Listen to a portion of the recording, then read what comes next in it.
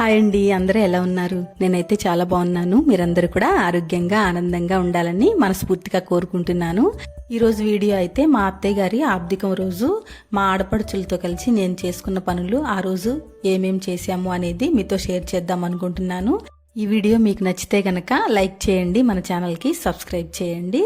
ఇంకా వీడియోలోకి వచ్చేస్తే ఉదయాన్నే హడావిడి లేకుండా ఉంటుందని చెప్పేసి ముందు రోజు సాయంత్రమే నేను గారెల కోసం పప్పు నానబెట్టేసి రుబ్బేశానమాట.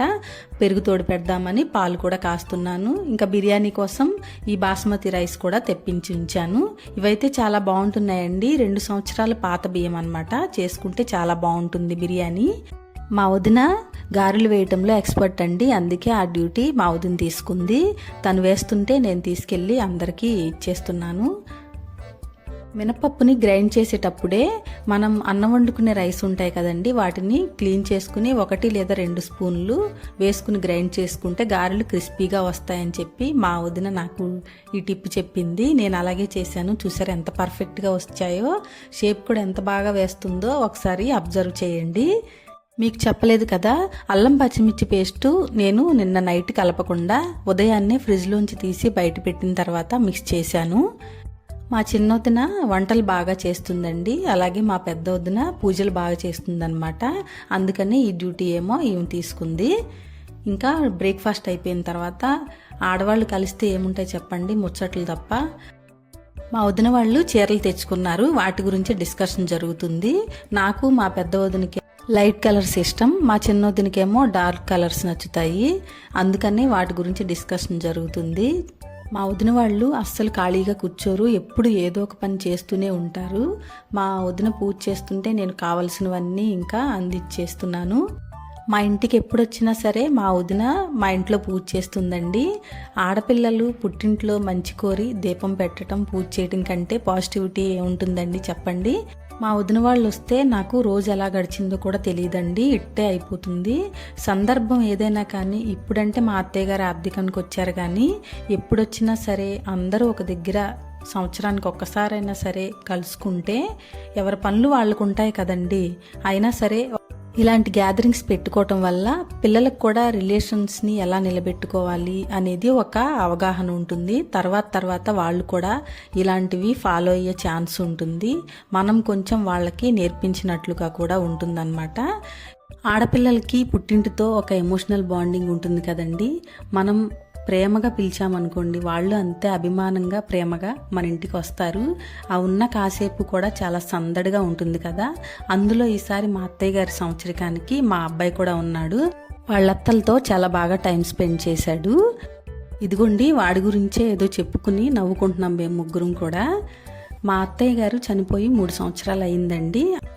మా అత్తయ్య గారు చాలా మంచివారు, మా ఫ్యామిలీలో అందరూ కూడా చాలా మంచివాళ్ళండి. ఇంకా మా వారికైతే మా అత్తయ్య గారు అంటే చాలా ఇష్టం. ఆ తర్వాత మా వదిన వాళ్ళంటే కూడా చాలా ఇష్టం అండి. మా వదిన వాళ్ళకు కూడా వాళ్ళ తమ్ముళ్ళంటే చాలా ఇష్టం అండి. ఇంకా మాతో కూడా ఏదో వదిన మరదళ్ళు అలా కాకుండా మమ్మల్ని కూడా చాలా ఎఫెక్షనేట్గా చూసుకుంటారు. ఇంకా ఈలోపు మా వారు నాటుకోడి చేయించుకుని తీసుకొచ్చారు. ఇంకా వంటగదిలోకి వచ్చేసి తల ఒక పని స్టార్ట్ చేశాము. నాటుకోడను మటను నేను కుక్కర్లో వండేశానండి, త్వరగా అయిపోతాయి అని చెప్పేసి. బిర్యానీ వచ్చేసి ఇంకా మా బిర్యానీ ఎక్స్పర్ట్ అయిన మా చిన్నోదిన పర్యవేక్షణలో అవుతుంది. బియ్యం ఎన్ని వేసాం, వాటర్ ఎన్ని పోయాలని డిస్కషన్ అవుతుంది ఇక్కడ. వంట చేసినంతసేపు కూడా ఏదో ఒకటి మాట్లాడుకుంటూ చేస్తాం కాబట్టి పని కూడా త్వరగా అయిపోయినట్లు ఉంటుంది. ఇక్కడ నేనేంటి బిందెతోనే పోసేస్తున్నాను అనుకుంటున్నారా? బిందెలో నీళ్లు ఎక్కువ లేవని చెప్పి ఏకంగా బిందెలోంచి తీసుకుని పోస్తున్నాను అనమాట, అటు ఇటు తిరగటం ఎందుకని. 1కి 1.5 వాటర్ వేస్తే పర్ఫెక్ట్గా సరిపోయినాయి. మంచిగా కుక్ అయిపోయింది బిర్యానీ, పొడి పొడిలాడుతూ వచ్చింది.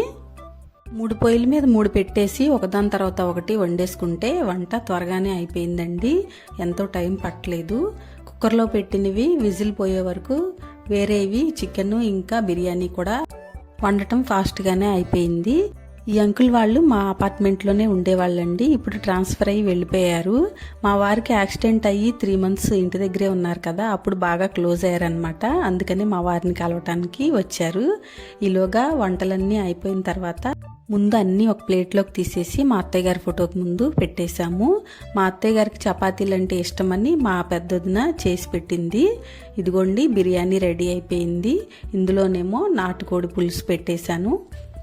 ఇంకా చికెన్ కూడా చేసాము. ఇది పులుసు పెట్టాం కదా అని చెప్పేసి చికెన్ గ్రేవీ లాగా దగ్గరికి వండాము. ఇంకా మరొక దానిలోనేమో మటన్ కూడా ప్రిపేర్ చేసాము. వైట్ రైస్ ఇంకా పెరుగు ఇవండి సింపుల్గా ఈరోజు మేము చేసుకున్న వంటలు అన్నమాట. మా వారు చూడండి మా వదిన పెట్టిన పువ్వులు కాకుండా ఇంకా వాళ్ళ అమ్మ ఫోటోకి పువ్వులు పెడుతున్నారు. ఈలోగా మా పెద్దన్నయ్య కూడా వచ్చారనమాట. ఇంకా అందరూ ఒకరి తర్వాత ఒకరు మా అత్తయ్య గారికి దండం పెట్టేసుకుంటున్నారు. మా వారు మా చిన్నొదిన వాళ్ళ బావగారితో కబుర్లు చెప్తున్నారు.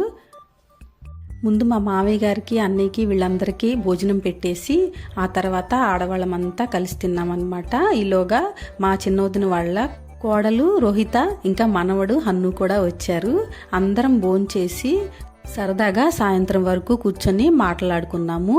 అందులోనూ మా వదిన వాళ్ళ మనవడు ఉన్నాడు కదండి హన్ను, వాడు మామూలు సందడి కాదండి, చాలా యాక్టివ్గా ఉంటాడు. మా వారు ఒకసారి మజిల్ చూడమని ఇలా చేయి చూపించారంట. ఇప్పుడు మా వారికి తను కూడా చూపిస్తామని చెప్పి చూడండి ఎలా ఎక్సర్సైజ్ చేస్తున్నాడో. ఈరోజైతే వదిన వాళ్ళందరితో సందడిగా సరదాగా ఇలా గడిచిపోయింది. ఇదండి ఈరోజు వీడియో. మీకు ఎలా అనిపించిందో తప్పకుండా కామెంట్ చేయండి. ఈ వీడియో గనక మీకు నచ్చితే లైక్ చేయండి, షేర్ చేయండి, మన ఛానల్ని సబ్స్క్రైబ్ చేసుకోండి. Thanks for watching. మరొక వీడియోలో మళ్ళీ కలుద్దాం.